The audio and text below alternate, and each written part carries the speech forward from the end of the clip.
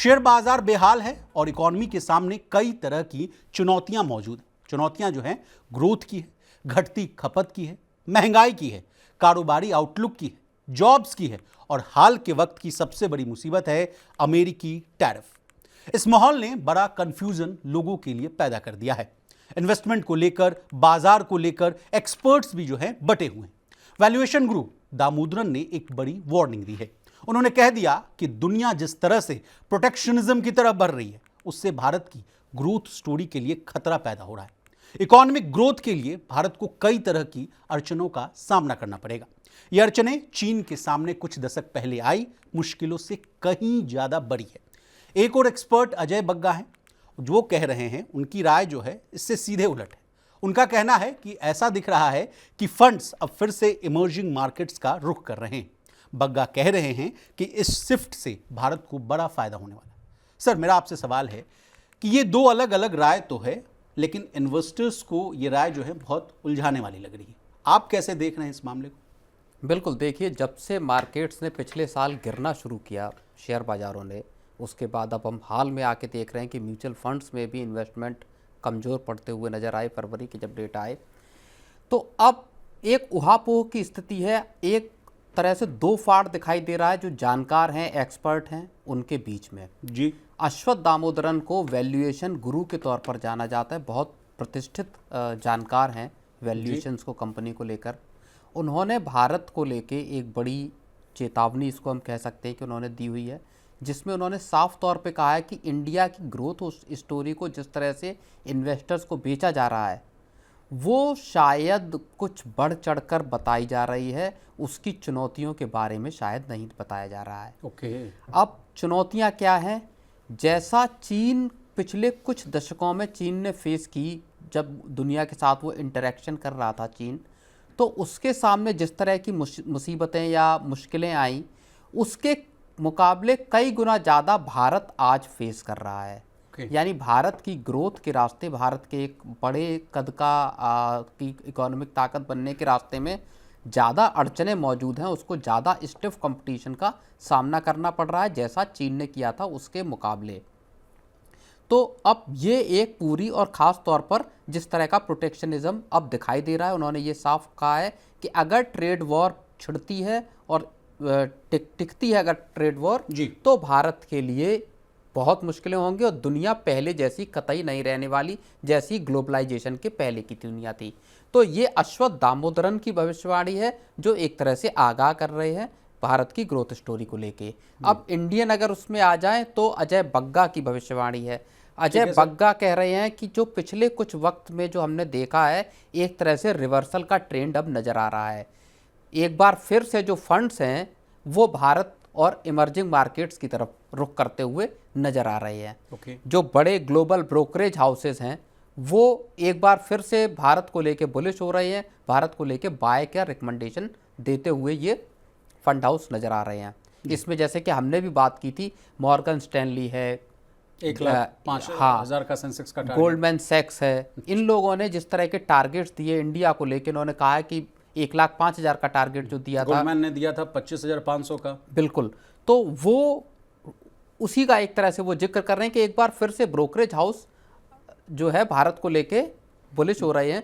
भारत अपना जो बुरा दौर है वो सितंबर में, अगर आर्थिक तौर पर देखें तो सितंबर में हमने लोएस्ट देख लिया, जहां पे 5.4% की ग्रोथ रेट आया था वो, और दिसंबर तिमाही जो कॉर्पोरेट अर्निंग के लिहाज से शायद सबसे निचला स्तर था। इसके बाद से चीज़ों का अब रिवर्सल होना शुरू हो गया है। उसमें आरबीआई का रेट कट का मामला है, महंगाई के कमज़ोर होने की बात है।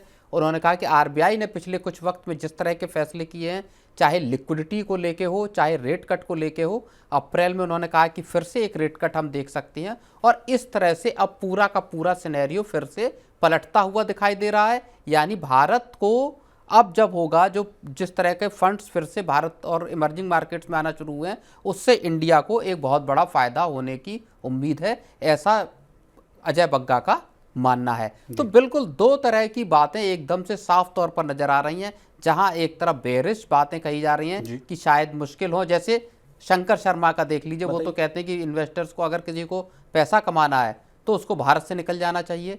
इक्विटी मार्केट में पैसा मत लगाइए, आप जमीनें खरीदिए, गोल्ड एफडी खरीदिए, खरीदिए, अच्छे गोल्ड FD एफडी खरीदिए, गोल्ड खरीदिए, इस तरह के जो सॉलिड पुराने तौर तरीके हैं वहाँ पैसा लगाइए। और दूसरी तरफ अजय बग्गा या मॉर्गन स्टैनली या दूसरे ब्रोकरेज हाउस हैं जो इंडियन स्टोरी पर बुलिश नजर आ रहे हैं। जी सर, मेरा आपसे सवाल ये तो मार्केट पे हुआ। प्रवीण सर, एसआईपी को लेकर भी बहुत उहापोह की स्थिति है। लोगों के जो पोर्टफोलियो हैं 20% 30% डेंट दिखा रहे हैं, मतलब नेगेटिव रिटर्न दिखा रहे हैं। ऐसा पहली बार कई जो इन्वेस्टर्स हैं उनको देखने को भी मिल भी रहा होगा, क्योंकि बहुत अधिकतर लोग आपसे जब बात होती रहती है तो आप कहते हैं कि आफ्टर कोविड ये लोग आए, यंग जनरेशन आए, इन्होंने बुल रन तो देखा है लेकिन बियर केस उन्होंने कभी नहीं देखा। यानी मैंने 1929 वाली जो बंदी है उन्होंने वो नहीं देखा, 2008 वाली मंदी नहीं देखा, कोविड वाला जो फॉल था वो नहीं देखा।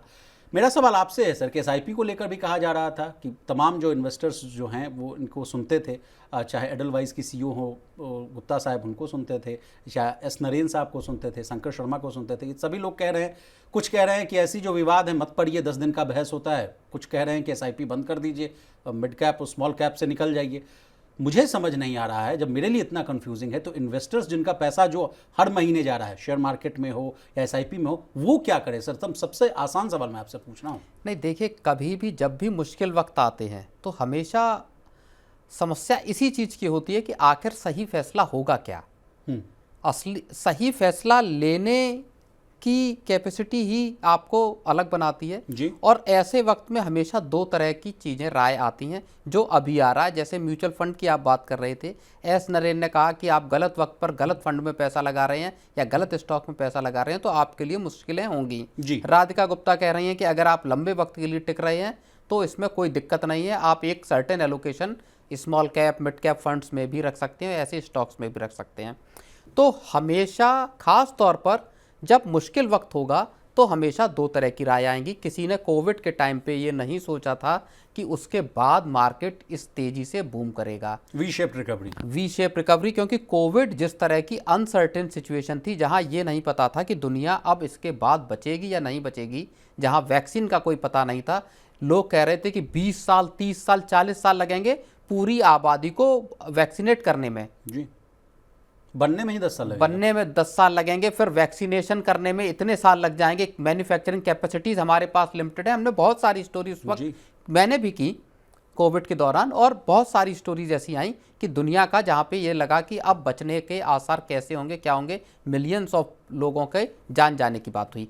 उसके बाद भी दुनिया बची रही, उसके बाद भी वैक्सीन भी आई, लोगों का वैक्सीनेशन भी हुआ, एक बार नहीं हुआ 2 बार 3 बार होके बूस्टर डोज भी लगे, और मार्केट्स ने भी इतनी शार्प रिकवरी दिखाई। मार्च 2020 के बाद अगस्त 2020 में ही मार्केट ने फिर से तेजी दौड़ना शुरू कर दिया।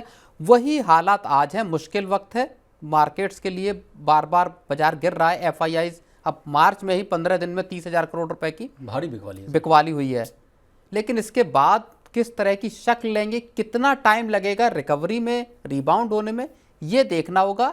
स्ट्रक्चरल जो क्वेश्चन है कि क्या इंडिया की ग्रोथ स्टोरी इंटैक्ट है या नहीं, ये बड़ा सवाल है कि क्या भारत जो ग्लोबल हेडविंड्स हैं, जो ग्लोबल मुश्किलें हैं, खास तौर पर अमेरिकी टैरिफ के, जहां 200% टैरिफ 150% टैरिफ लगाने की बात अमेरिका कह रहा है, वहां पे देखिए भारत भी जिस तरह से रिएक्ट कर रहा है वो मल्टीफोल्ड है, मल्टीफेसेड रिएक्शन है इंडिया का। इंडिया न्यूजीलैंड के साथ एफटीए की बात कर रहा है, इंडिया ने यूके के साथ एफटीए को रिवाइव किया है। बहुत लंबे वक्त से इन दोनों देशों के साथ एफटीए अटके हुए थे। मैं अपने व्यूअर्स को समझा दूं सर, एफटीए यानी फ्री ट्रेड एग्रीमेंट। सर इसको और अगर आप डिस्क्राइब करना चाहें तो। फ्री ट्रेड एग्रीमेंट का मतलब बहुत सारे सामानों की जो एक दूसरे के देशों के साथ है, उसमें नियमों को आसान करना, टैरिफ को उदार बनाना, सामानों की आवाजाही, सामानों का ट्रेड को आसान बनाना, ट्रेड डिसरप्शन को कम करना है। बिल्कुल, ट्रेड पे टैरिफ को कम से कम करना है। दो देशों के बीच में एफटीए का मतलब ये हुआ, फ्री ट्रेड एग्रीमेंट का मतलब हुआ कि आप कम से कम टैरिफ वसूलेंगे, जिससे कि दोनों देशों के बीच में ट्रेड ज्यादा से ज्यादा हो सके। आप बात कर कंटिन्यू कीजिए। तो अब इंडिया ने उसको न्यूजीलैंड के साथ, यूके के साथ, ईयू के साथ एफटीए को बढ़ाने की कोशिश की है, उनके साथ बातचीत रिवाइव की है। अमेरिका के साथ भारत डील करने की कोशिश कर रहा है। एक राउंड की बातचीत कॉमर्स मिनिस्टर के साथ यूएस में हो चुकी है। माना जा रहा है कि फिर से प्रपोजल लेके वो अगले कुछ हफ्तों में अमेरिका जा सकते हैं, और जैसा कि वो कह रहे हैं कि अगले 6 से 8 महीने में भारत की एक डील हो जाएगी। तो देखना होगा ओवरऑल बात यही है कि इस वक्त क्या भारत अपनी स्ट्रक्चरल जो ग्रोथ स्टोरी है, जो पॉपुलेशन की कंजम्पशन की जो स्टोरी है, उसको बरकरार रखता है, क्या दुनिया भर के इन्वेस्टर्स को आकर्षित करने की हैसियत जो है इंडिया की उसको बनाए रख पाएगा या नहीं, जिस बात की तरफ इशारा अश्वत्थ दामोदरन कर रहे हैं। सर एक और सवाल, मैं व्यूअर्स का सवाल आपसे ले रहा हूँ। व्यूअर्स जो हमारा लगातार जो मनी सेंट्रल देखते हैं वो कहते हैं कि इन सब चीज़ों में हमारी मदद करते हैं मार्केट एक्सपर्ट। मार्केट एक्सपर्ट की भी आपने जिक्र की थी सर, कि जब गिरावट आता है तो उसी रुख में वो उनका कमेंट्री स्टार्ट हो जाता है, जब बढ़ोतरी आता है उस वाइड में भी वो कर जाते हैं कि हाँ निफ्टी अब 1 लाख 2 लाख 5 लाख और सेंसेक्स चला जाएगा, आप SIP कर लीजिए, करोड़पति बन जाइए, लखपति तो ऐसे ही बन जाइएगा। वैसे चीज़ों को कैसे डील करें हम इन्वेस्टर सर, उस पर भी आप अगर कुछ कहना चाहें सर। नहीं, देखिए सबसे सही तरीका तो ये है, आपको खुद की ही विजडम का इस्तेमाल करना पड़ेगा। पहली चीज़ है, जितना पढ़ेंगे जितना समझेंगे चीज़ों को उतना अच्छे से समझ पाएंगे। पूरे के पूरा जो पिछले साल सितंबर से हालात बदले हैं बीते उसको समझना पड़ेगा जब सितंबर की, क्योंकि जाहिर तौर पर भारत की जो पूरा का इकोनॉमिक सेटअप है उसमें कुछ प्रॉब्लम्स आई पिछले साल सितंबर में, जब हमने देखा कि ग्रोथ डाउन हुई, महंगाई अक्टूबर में 6.1% पे पहुंच गई, और उसके बाद अर्बन कंजम्पशन हो या रूरल कंजम्पशन हो, दोनों जगह पे मुश्किलें दिखाई दी। FMCG प्रोडक्ट्स की सेल्स में मुश्किलें आई जी, सारे के सारे देश में। भारतीय शेयर बाजार की गिरावट की वजह से रिटेल ग्रोथ डेंट पड़ा सर उसमें। बिल्कुल 27 सितंबर को पीक बनाने के बाद से लगातार मार्केट्स कर रहे हैं, और वो कार सेल्स हो या दूसरे सेल्स हो, बिक्री के आंकड़े वहाँ पे वो चीज़ें नज़र आ रही हैं। तो ये एक प्रॉब्लमेटिक पार्ट है। उसके बाद से सरकार का हमने एक्शन भी देखा, जहाँ पे सरकार ने कई तरीके के पॉलिसी डिसीजन लिए, बजट में भी, बजट के बाहर भी। और उसके तुरंत बाद फरवरी में ही RBI ने बड़ा फैसला लिया, और 5 साल से जो रेट पे एक स्तर बने हुए थे, पहली बार 5 साल में पहली बार रेट कट हुआ। SBI सिक्योरिटीज की रिपोर्ट है सर कि 0.75 बेसिस पॉइंट का और आगे भी रेट कट होगा, यानी आगे भी चरणबद्ध तरीके से MPC की जो बैठक होगी उसमें 0.25% कर करके कटौती होगी। बिल्कुल, वो बात अजय बग्गा भी कह रहे हैं कि अभी फिर आपको अप्रैल में रेट कट दिखाई दे सकता है। तो ओवरऑल परिस्थितियों को समझने की कोशिश होनी चाहिए। भारत के फंडामेंटल्स पे अभी तक किसी ने सवाल हालांकि नहीं उठाए हैं। अश्वत्थ दामोदरन कह रहे हैं कि भारत को ग्लोबल हेडविंड्स का सामना करना पड़ेगा, प्रोटेक्शनिज्म से गुजरना पड़ेगा, लेकिन भारत की एक बड़ी ताकत इंटरनल कंजम्पशन है। जो सामान को खपा लेने की अपनी ताकत है, वो एक बहुत बड़ी ताकत है। दुनिया के बाजारों में भले न जाएं। चीन भी इसी समस्या से गुजर रहा है। चीन की समस्या हमसे बहुत ज़्यादा बड़ी है। हम महंगाई से जूझ रहे हैं, चीन डिफ्लेशन से गुजर रहा है। अवस्थित जो उसको बोलते हैं डिफ्लेशन को, महंगा वहां से गुजर रहा है। वहां पे भी लोग खरीद नहीं पा रहे, और चीन ने एक बड़ा प्लान भी तैयार किया है इस सबसे निपटने के लिए। तो ओवरऑल यही सिचुएशन फिलहाल है। जानकार जरूर दो फाड़ में बटे हुए हैं।